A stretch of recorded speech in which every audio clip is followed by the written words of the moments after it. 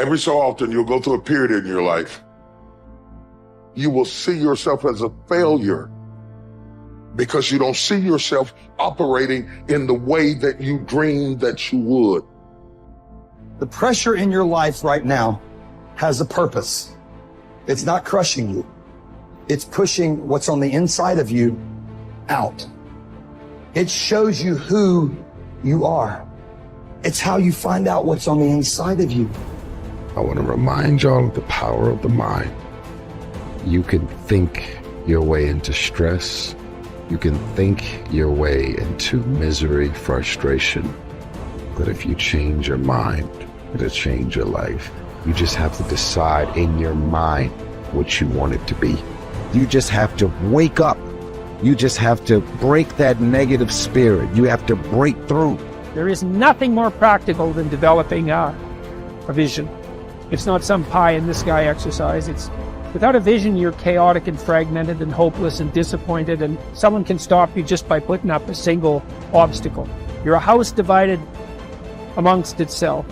You have no forward movement. You're not enthusiastic, and that's to be filled with the Spirit of God, by the way. And your life is a sequence of disappointments and frustrations and tragedies, and you're a leaf blowing in the wind. And that is not what you're called to be. That's not what you're called to be. You're called to be a visionary constructor of the paradise of vision. Really, that's who you are.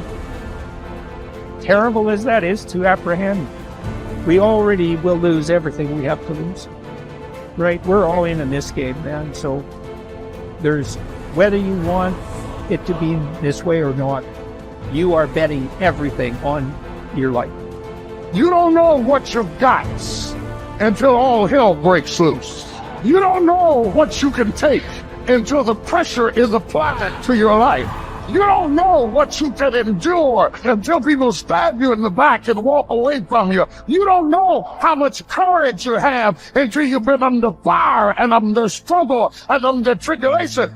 Just as nature takes every obstacle, every impediment, and works around it, turns it to its purposes, incorporates it into itself, so too, a rational being can turn each setback into raw material and use it to achieve its goal. You can make anything very tough for yourself, or you can do anything playfully. There is nothing really tough or easy. It is the way people experience it that something becomes very tough or something becomes a joyful process. If you make light of yourself, life will never sit heavy upon your heart. It will be light. But you think too much of yourself, everything will become difficult. Sitting, standing, somebody looked at you like this, so much difficulty, isn't it? Somebody did not look at you, so much difficulty. This is because you have made yourself bigger than what you are. You have ideas about yourself, exaggerated ideas about yourself. If you become too serious about who you are, then everything becomes difficult. If you carry yourself lightly, then everything is with ease.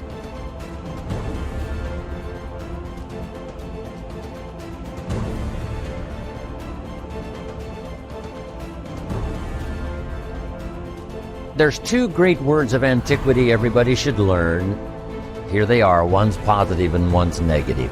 Here's the positive word from antiquity, behold. That's the positive word. Behold the possibilities, behold the opportunity, behold the future and give it design. Behold and look at the chances you've got.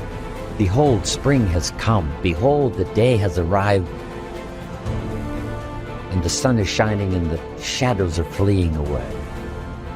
Behold, the next person you can meet might be your friend for life. Behold, the next person might be a colleague forever.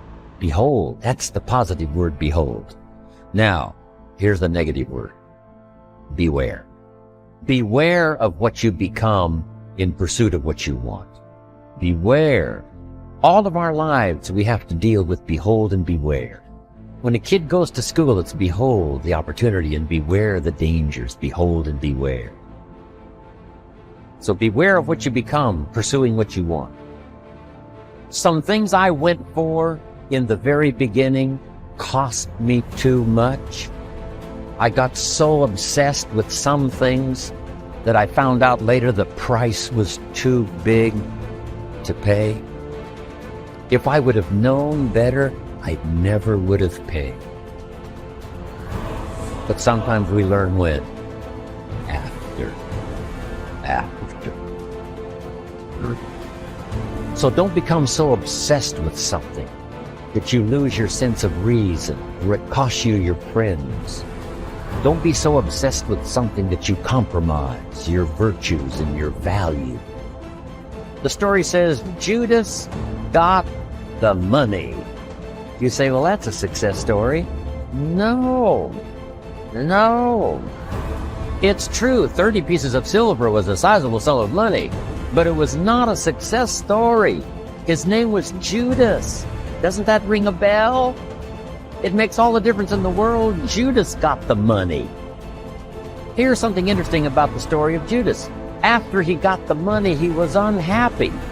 Someone says, well, if you had a fortune in your hand, why would you be unhappy?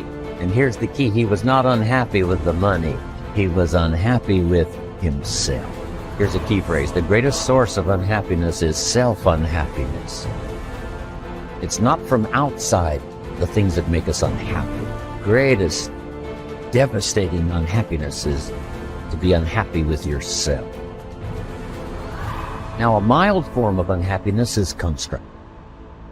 The desperate form of unhappiness is destruct. It's like worry. We should all worry a little, but not let it destroy our lives. So it's called caution, but not undue caution. It's called fear and worry, but not the worry that kills you, not the worry that destroys you. It's like hate. You don't need to hate your job. Save your hate for the important things like evil, like the weeds that attack your garden, like the diabolical ideas that try to entice your children.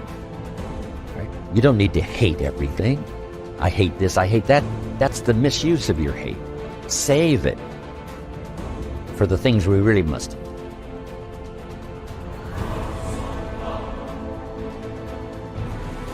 How long are you going to wait before you demand the best for yourself and in no instance bypass the discriminations of reason?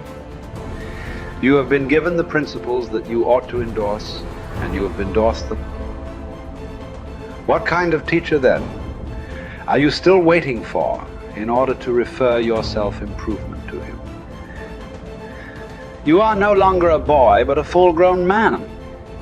If you are careless and lazy now and keep putting things off and always deferring the day after which you will attend to yourself, you will not notice that you are making no progress, but you will live and die as someone quite ordinary. From now on, then, resolve to live as a grown-up who is making progress, and make whatever you think best a law that you never set aside. And whenever you encounter anything that is difficult or pleasurable or highly or lowly regarded, remember that the contest is now. You are at the Olympic Games. You cannot wait any longer, and that your progress is wrecked or preserved by a single day in a single event. Success is both a journey and a destination, isn't it? It is both the steady, measured progress toward a goal and the achievement of a goal. Success is an accomplishment, whether it be great or small, and it's an understanding of the potential and power of an entire human life. Success is an awareness of value, and it's the cultivation of value through discipline. It can be tangible or intangible. Success is a process of turning away from something in order to turn toward something else. From no exercise to exercise, from candy to fruit, from not investing to investing. Success is responding to an invitation to change, to grow, to develop, to become, to move up to a better place with a better vantage point. But most of all, success is making your life what you want it to be, considering all the possibilities, considering all the examples. What do you want for your life? That is the big question. Remember, success is not a set of standards from our culture, but rather a collection of personal values, clearly defined and ultimately achieved. Success is your better life for you, the design you give it, the dreams you accomplish. Making your life what you want it to be for you That is success.